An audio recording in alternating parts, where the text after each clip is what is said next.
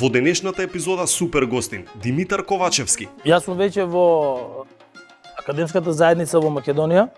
Значи 15 години уште малку ќе бидам. Избран сум за вонреден професор, сега ми следи избор во редовен професор. Дојдови до шеф на катедра.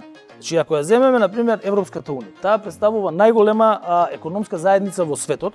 Има бруто домашен производ околу 18 трилиони долари. Една од најзначајните институции на Европската унија е Европската инвестициона банка. Таа овозможува, односно обезбедува рамномерен регионален развој во рамките на Европската унија.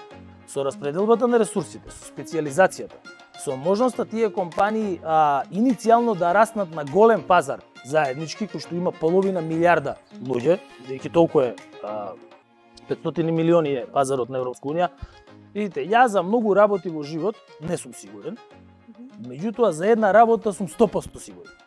Дека времето кога Македонија беше извор на ефтина работна сила заврши.